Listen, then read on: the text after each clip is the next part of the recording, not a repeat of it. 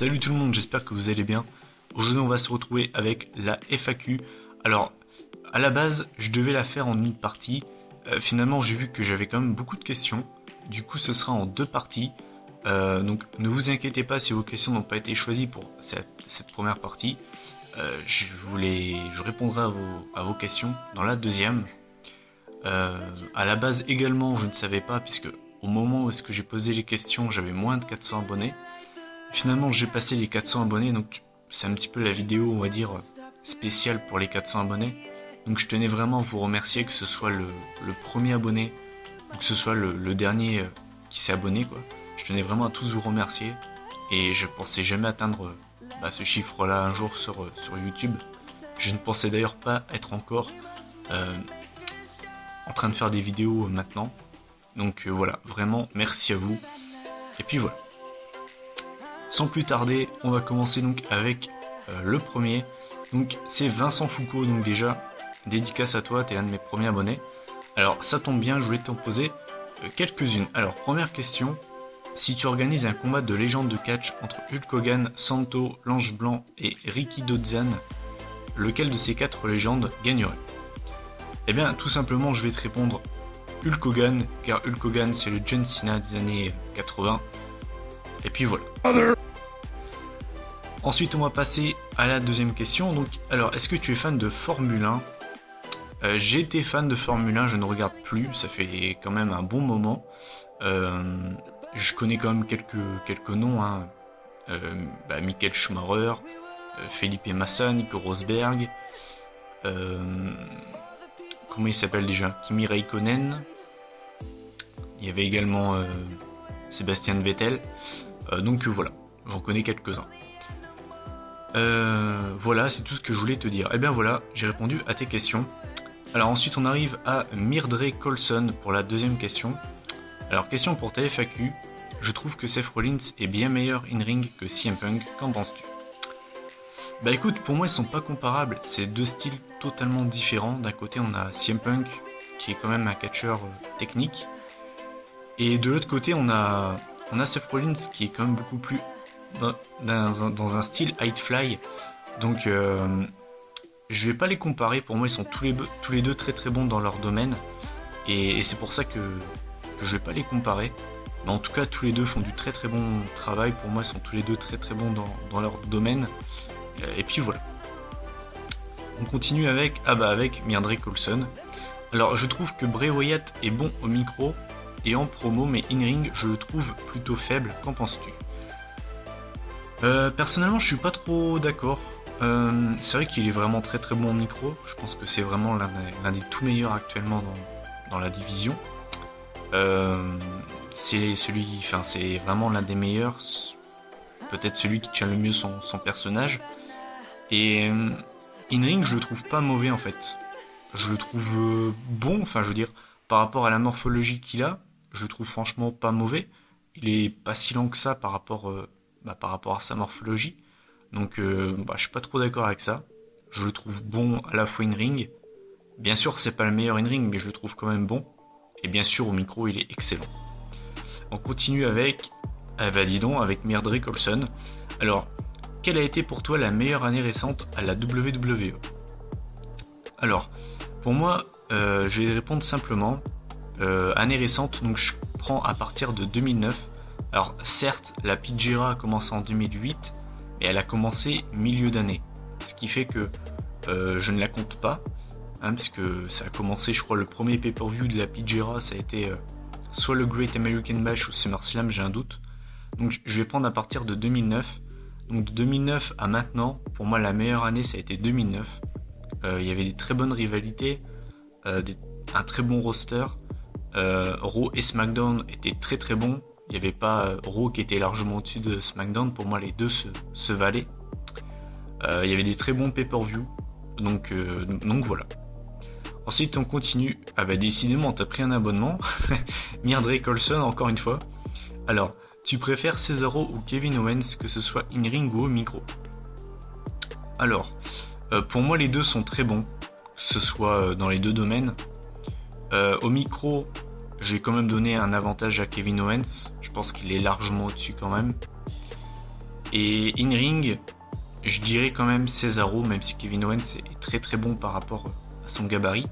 Mais je dirais quand même Cesaro qui pour moi est vraiment, c'est le top. C'est vraiment le top. Mais si je devais faire en général, je suis incapable de t'en citer un parce que j'adore les deux. Et pour moi les deux sont très très bons dans un style totalement différent. Voilà. Mais j'adore vraiment les deux lutteurs. Ensuite on va passer à Arthur Henry Fan. Alors déjà, mes questions. Aimes-tu Mark Henry? Je vais pas te le cacher, j'ai jamais été un grand fan de Mark Henry. Après, bien sûr, je respecte la carrière qu'il a, hein, mais je suis pas un fan de Mark Henry. Quelle est ta superstar préférée? Moi, Mark Henry. je m'en serais douté avec ton pseudo. J'ai pas de superstar préférée. Depuis le départ de CM Punk, j'ai des superstars préférées, mais j'en ai pas une. Donc dans les catcheurs que j'aime vraiment beaucoup, il y a Seth Rollins, Cesaro, Kevin Owens, Bray Wyatt. J'aime aussi Luke Harper. Est-ce que j'en ai oublié? Non, je pense pas. Bah voilà, c'est vraiment ça, c'est vraiment les catcheurs que j'aime le plus.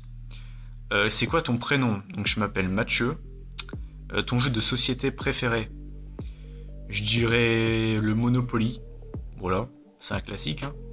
Aimes-tu les zoos? À la fois oui et non. Oui, parce que ça permet de garder des espèces en voie de disparition. Voilà, ça permet d'ailleurs de leur reproduction, pardon. Donc c'est un côté positif. Et le côté négatif, parce que pour moi, on se sert des animaux pour faire de l'argent. Et je trouve ça totalement dégueulasse. Et certains animaux seraient beaucoup plus heureux hors du zoo. Donc à la fois oui et non. Mais je préfère quand même largement les zoos au cirque. Je déteste le cirque. Alors, si oui, quel est ton animal préféré? J'ai pas d'animal préféré. Je sais, je vais être le mec relou, mais j'ai très peu en fait de choses préférées. Voilà, que ce soit catcheur ou bien même, je suis le mec vraiment relou. J'ai beaucoup de mal à te sortir un nom à chaque fois. Donc j'ai quand même animal préféré. Ouais, non, j'en ai pas. Désolé, j'en ai pas. Slip ou caleçon, lol. Je te répondrai à poil. Non, je dirais caleçon quand même. Alors ensuite tu m'as dit, moi je trouve que WWE Nation FR fait moins de vidéos et qui prend le melon.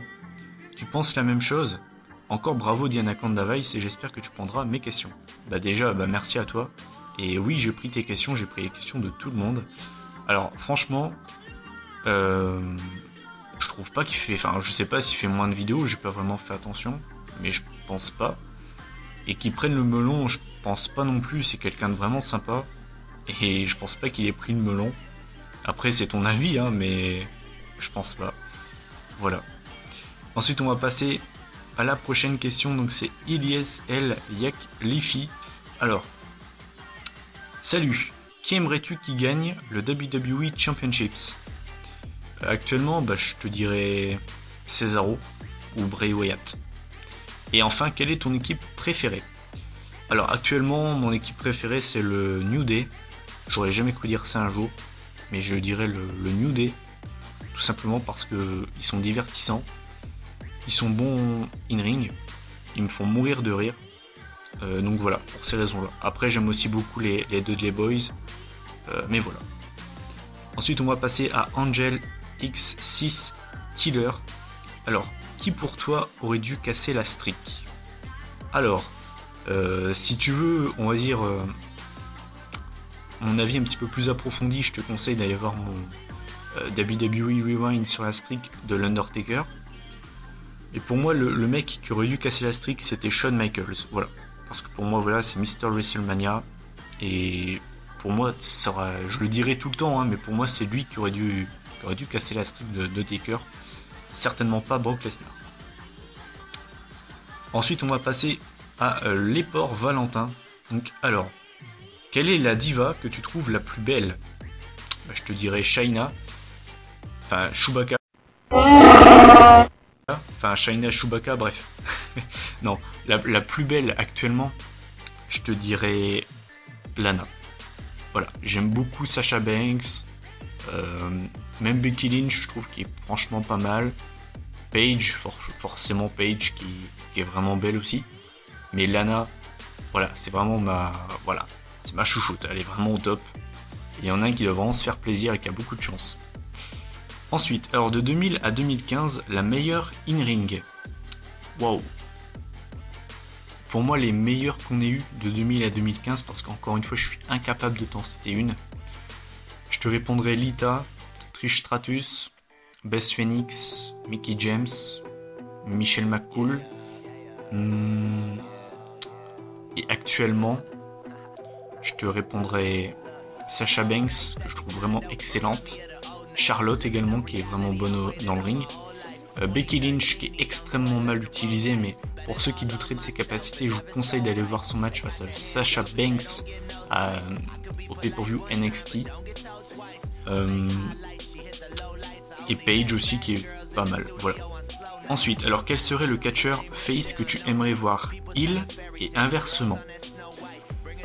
Alors, des catcheurs heel que j'aimerais voir, face que j'aimerais voir heel, je te répondrai John Cena et Cesaro qui serait construit autour d'un mec, voilà, qui aurait vraiment une bonne gimmick de heel. Je pense que Cesaro pourrait vraiment être main eventer. Et enfin, un heel que j'aimerais voir face, je dirais Seth Rollins. Et je pense que le jour où Rollins fera un face turn, il va avoir un nombre de groupies et de fans, ça va être hallucinant. Voilà. Enfin, quels seraient tes dream match? Je vais t'en citer un. Donc ce serait un Money in the Bank ladder match, ou alors un ladder match pour le WWE Championships. Donc je te dirais Seth Rollins contre CM Punk, contre Daniel Bryan, contre AJ Styles, contre Shelton Benjamin, contre Evan Bourne. Si avec ça vous n'obtenez pas un 5-star match, je ne sais pas ce qu'il faut faire. Alors ensuite on va passer aux questions de Kylian Tanoé. Alors salut, quelle est ton équipe préférée à part le LOSC? Alors en Espagne j'aime beaucoup le Real Madrid, en Allemagne Dortmund, mais vraiment mon équipe préférée c'est Manchester United. C'est vraiment mon club préféré, même devant Lille. Quel est ton pay-per-view de 2015 préféré et le pire? Alors actuellement, j'ai pas vraiment revu les cartes, mais je dirais que les pay-per-views que j'ai vraiment kiffé cette année, je te dirais Money in the Bank, Elimination Chamber, SummerSlam. Il y a aussi Battleground que j'ai bien aimé. Et le pire, enfin les pires en tout cas, je te dirais Fastlane, Extreme Rules et Night of Champions. Ensuite, on a alors Def Ailger 14. Désolé si j'ai détruit ton pseudo, vraiment désolé. Alors ma question, que sera le main event de WrestleMania maintenant que Rollins est blessé? Bonne question. Moi je pense qu'il y a moyen qu'on ait Roman Reigns contre John Cena pour le WWE Championships.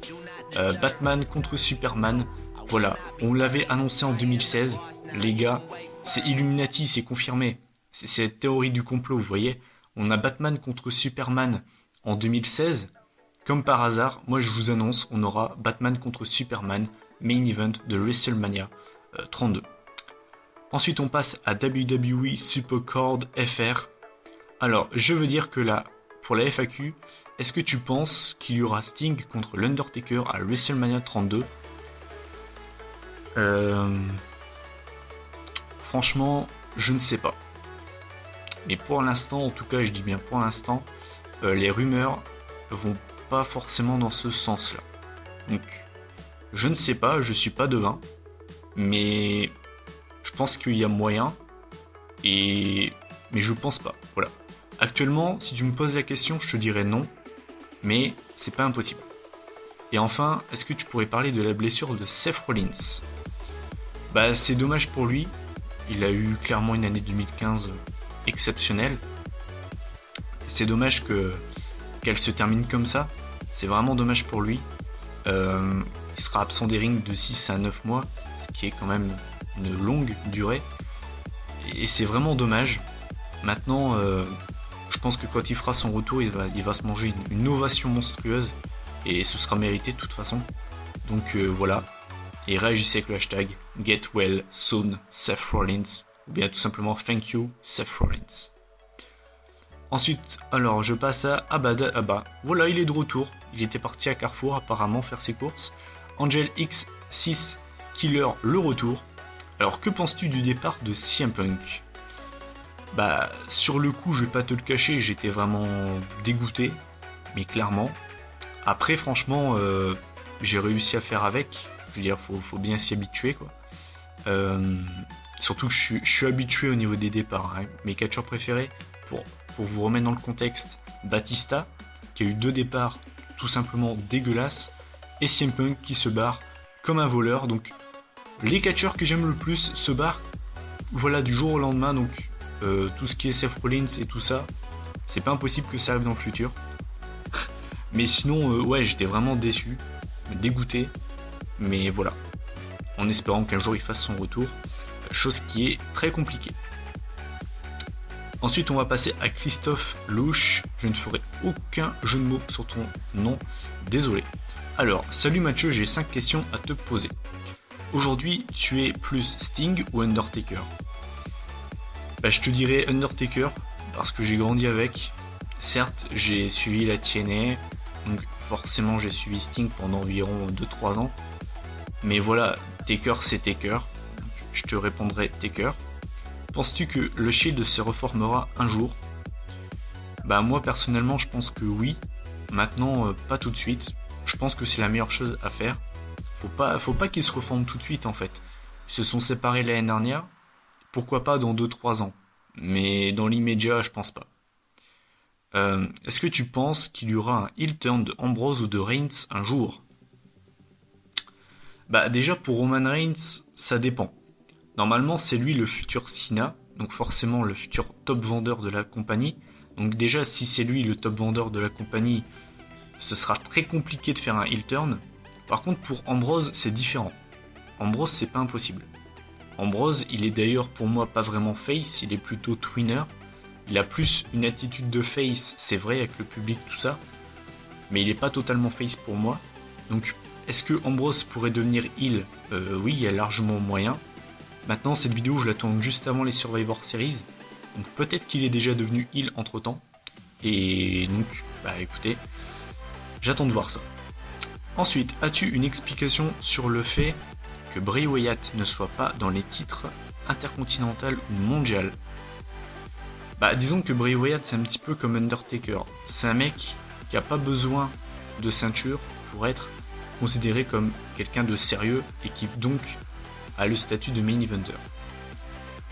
Maintenant, je vais pas te le cacher, j'aimerais beaucoup qu'il devienne champion poids lourd, parce que certes, il a pas la gimmick qui a besoin d'être, il a pas le personnage du mec qui a besoin d'être champion pour être crédible, mais je pense que, voilà, au bout d'un moment, ça va commencer à me saouler, et je pense qu'il mériterait vraiment d'être champion. En tout cas, je pense que son run serait très très très intéressant.